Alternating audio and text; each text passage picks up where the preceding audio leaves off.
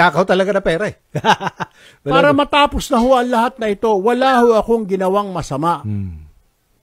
Nagtungo po ako sa Amerika para pakainin ang anak ko, pag-aralin. That's what I did. That's the only mistake that I did. Nag-TNT po ako. That's true. Lahat po ng diskarte ginawa ko na ho, bayan.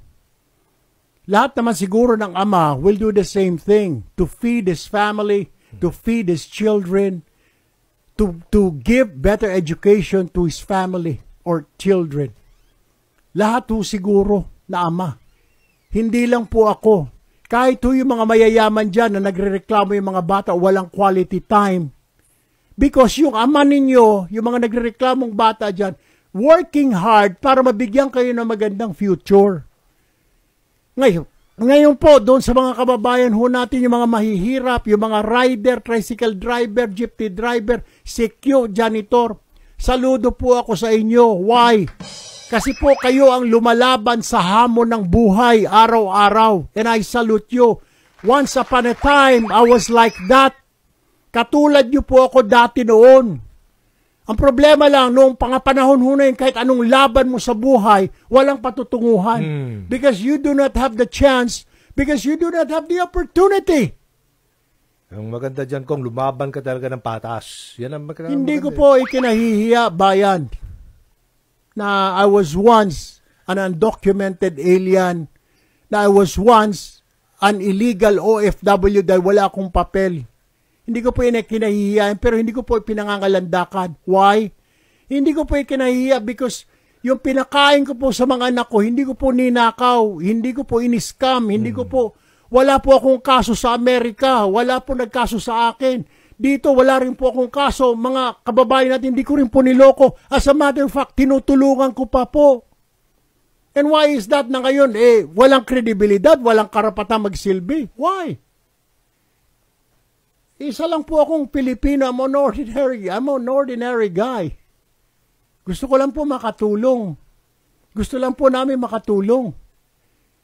Gusto ko po, kailangan po kapit sa patalim. I have to survive. I have to take care of my two kids and my girlfriend, my wife before. That's why pumunta ako. Kung may pera ho ako, I wouldn't have gone. I wouldn't have left. Kahit sino po yan, mga OFW na yan, kung may pera ho yan, aalis ba yan? Hindi. The point is, may dahilan po kaya umaalis yung tao Lahat ho may dahilan Kung mayaman ho yung mga yan, aalis ba yan? Hindi ho sila aalis. Yun ang masama ba Sasabihin, panluloko. Anong panluloko? Yung pinakain ko sa mga anak ko, pinag-aral ko, galing po sa pawis ko. I work hard. I work 12 hours, 16 hours a day for 10 years.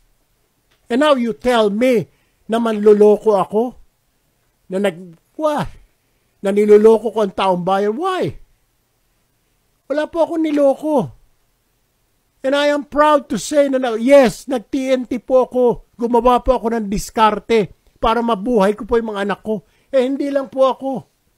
There are millions of Filipinos in the US na they started like that.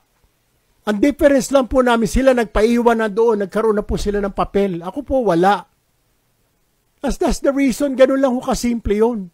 Kaya I understand po yung mga OFW dyan, documented or not documented, saludo po ako. Dahil sila lang po ang bumubuhay sa ekonomiya natin. They are the true heroes. Yung mga OFW po na ito. Kaya nga po kailangan pasalamatan po natin. Kaya po, nakalutang pa yung ekonomiya natin. Pauwiin mo lahat yan. Hindi na magre-remit yan. Wala ho tayong pera. That is because of the OFW. Pati po yung mga iilan na mga nagti-TNT, yung mga illegal na OFW, they are the ones. Yan lang ko masasabi ko. And I leave that sa mga botante. Kung gusto po ninyo ng isang Erwin Tulfo na dating TNT, na dating undocumented OFW sa Senado, nasa kamay po ninyo. Kung ayaw naman ho ninyo, nasa inyo rin. Kung ayaw po ninyo 2 tulpo, 3 tulpo sa Senado, we will leave that to you.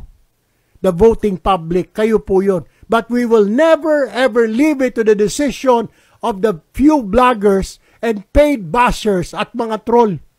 Dahil hindi po sila ang mga tunay na botante. Yung isa dyan, daldal ng daldal, makakaboto ka ba? Ang sarap ng buhay mo dyan sa Amerika. Yan lang ho masasabi ko, ladies and gentlemen.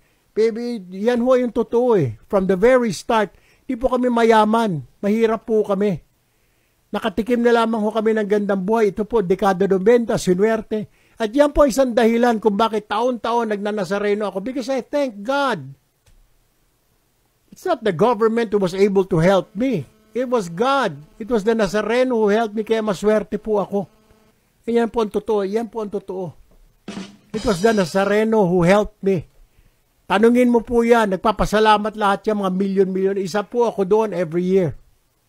Kaya do not accuse me na manluloko, panluloko, sinungaling. Wala po akong niloko.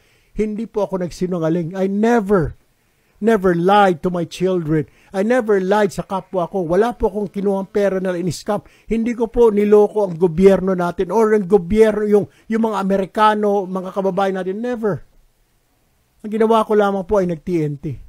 Anyway, maraming salamat po for listening to my story, and that is the side of my story. Maraming salamat po at magandang umaga sa inyo.